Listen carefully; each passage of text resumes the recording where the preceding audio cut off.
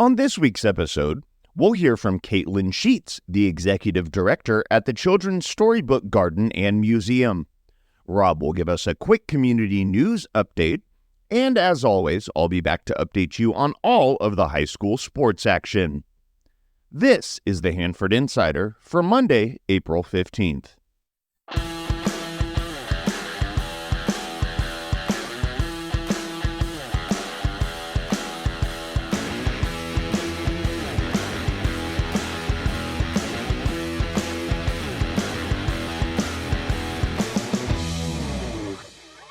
Hey everybody, welcome to this episode of the Hanford Insider. I'm your host, Rob Bentley. Thanks for listening. For those of you new to the show, welcome. The Hanford Insider is a weekly podcast that releases every Sunday afternoon. I cover a little bit of everything from Hanford news, a community calendar, and my son Eric, who works in sports, gives us a rundown of the high school sports each week. I try to keep things light and positive in such a negative world. I hope you enjoy the format. I'm always looking for more human interest stories. A little bit later in the show, I'll let you know how you can get involved. In community news this week, the City of Hanford has announced that their new website address has officially been changed to hanfordca.gov. This change was made to comply with State Law AB 1637 and will affect the city's website and email addresses. Once again, the website is hanfordca.gov. The Hanford City Council has canceled their regular scheduled meeting this week due to the floor renovations in the Civic Auditorium. The Neighbor Bowl renovations on the campus of Hanford High School continue to take shape. Gary Feinstein posted some really wonderful pictures on his Facebook page. If you're on Facebook, I would encourage you to follow his page. He works for several news outlets and often posts many more pictures on his page than you see in the local newspaper. I'd like to give Gary a special shout out for being honored with the Hanford Elks Club Distinguished Citizenship Award. Thanks for documenting history for all of us, Gary. Here are some things coming up on our community calendar. The bi-weekly food truck takeover will be this Tuesday in the Hanford Civic Center Park from 11 to 2. Hanford West Musical Theater is presenting Mean Girls at the Hanford High Presentation Center on Thursday, Friday, and Saturday. Showtimes are at 7, with a Saturday matinee at 2. As part of the Asian Experiences exhibit, the Carnegie Museum of Kings County will be holding a Japanese tea ceremony and koto performance in the museum garden on Sunday, April 21st at 10 a.m. For tickets and information, visit carnegiemuseumofkingscounty.org. Also on the 21st, the Cinderella Project is holding their annual prom dress event from 11 to 2 at the Hanford Joint Union High School District Office located at 823 West Lacey Boulevard. New and gently used dresses will be distributed for free to any student in the district who needs one. A school ID is required. The Hanford Chamber of Commerce Taste of the Valley is in the Civic Center Park on Friday, April 26th. Visit hanfordchamber.com for more information. Kids Day will be held at the Longfield Center on Saturday, April 21st from 9 to 2. There'll be games, hot dogs, prizes, and fun for all. Help celebrate Child Abuse Awareness Month and bring resources to our local community.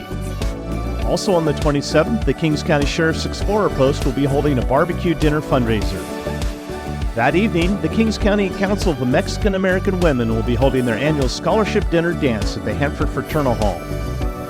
On Sunday, May 28th, there will be a Mother's Day vendor fair and hat bar in the Carnegie Museum Garden from 11 to 4. The Hanford branch of the Kings County Library will be holding their annual spring book sale on May 4th from 10 to 2. Items for sale include new and used books and music CDs. DJ's Collectibles in downtown Hanford will be holding a free comic book day on Saturday, May 4th at 10 a.m.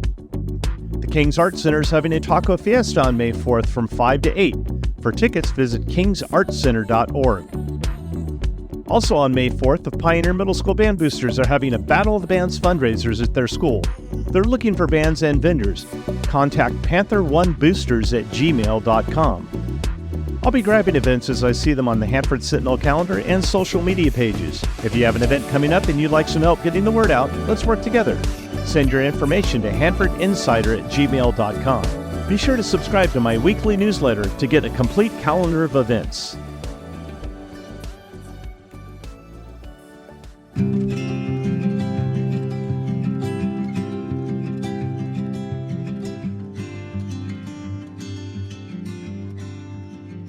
pleasure to be here with Kaitlin Sheets, who is the Executive Director of the Children's Storybook Garden and Museum. How are you doing today, Kaitlin? Doing good, thank you. So, Kaitlin, the Children's Storybook Garden and Museum has blossomed into this awesome place that has a lot of uses. I'll let you speak to that, but I know that when it started, the people that started the museum and the storybook portion of it, they had a certain idea in mind. Can you tell us a little bit about the initial opening of the venue and then maybe how it's changed over the years?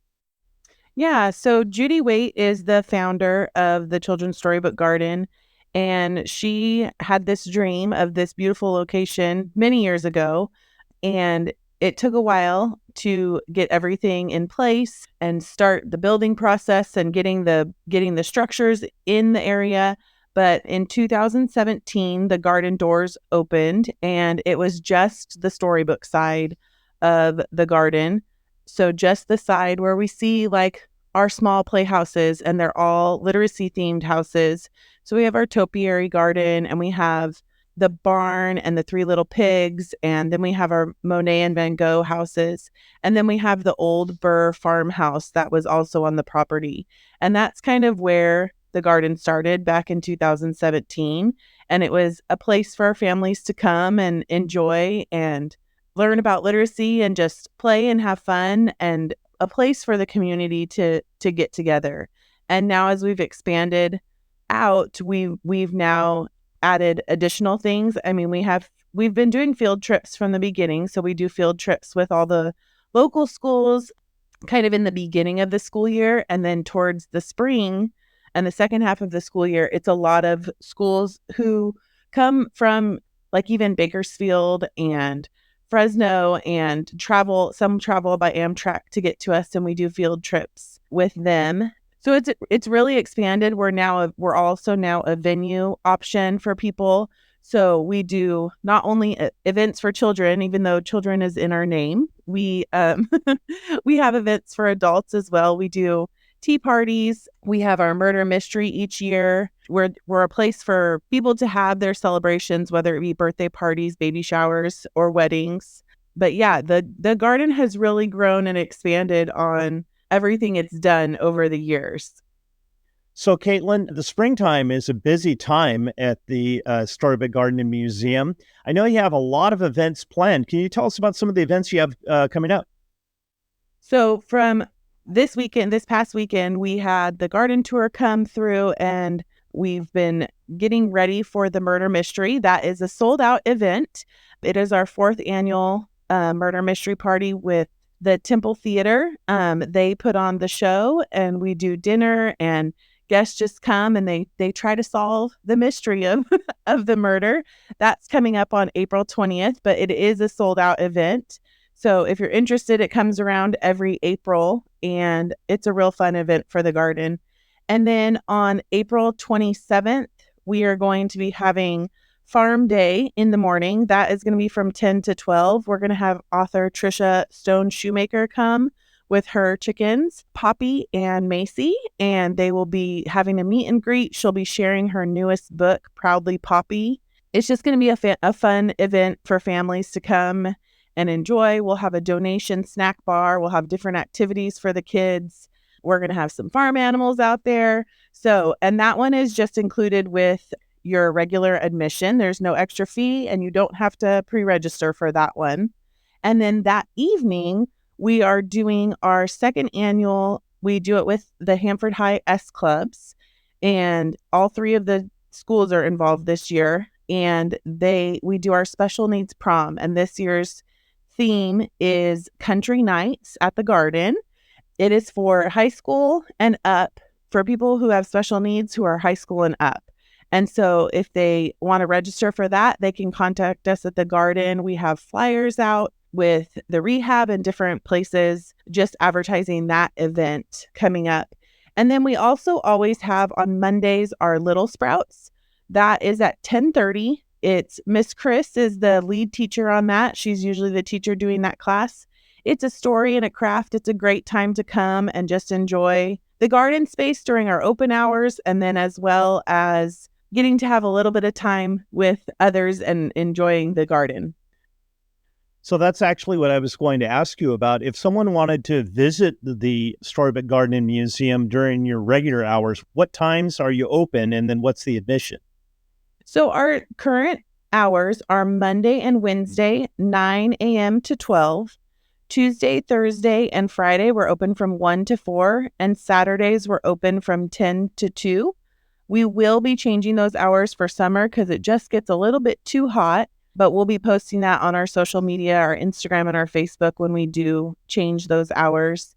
And then the admission is $5 a person, 2 years old and up. We also offer memberships. We have our family membership, which is $85. That gets you 7 people in to the garden for the whole year from the date that you sign up for your membership until the next year on that date. So that's a great option, and it gets you in. And usually for special events, there's discounted rates if you have the membership as well.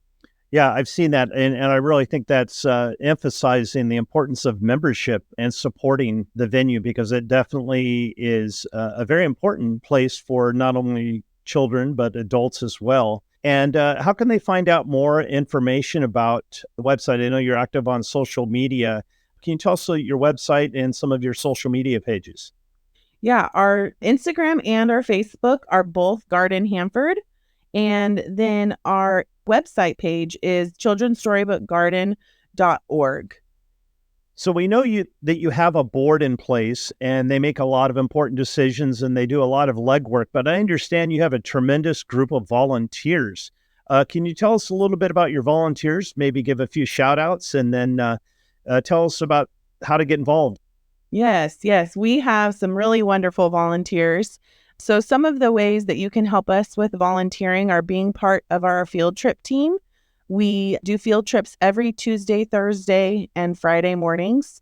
And so we have teams of people who come in, and you don't have to plan the curriculum because Sharon has been an amazing help to our curriculum for our field trips. And so she shares the plan with us of what we're going to do.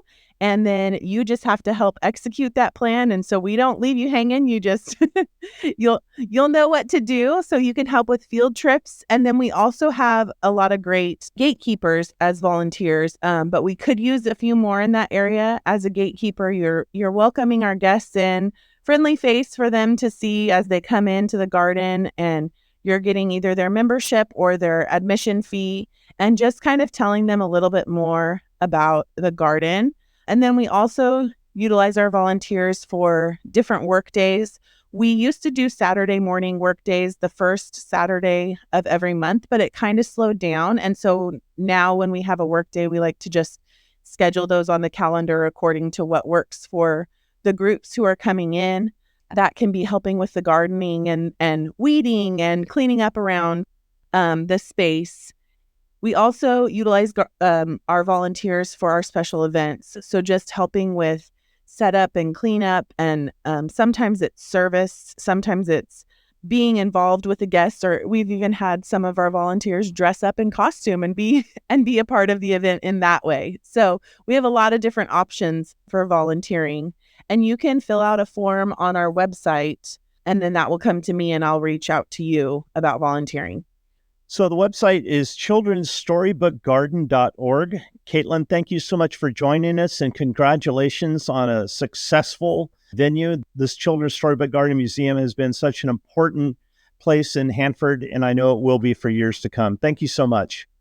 Thank you. Thank you for having us.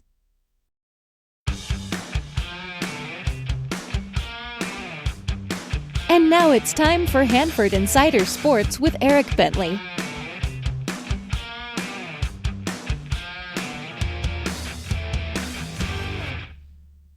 We start with baseball, as all three teams were in action, both at home and on the road, in the home and home part of the league schedules.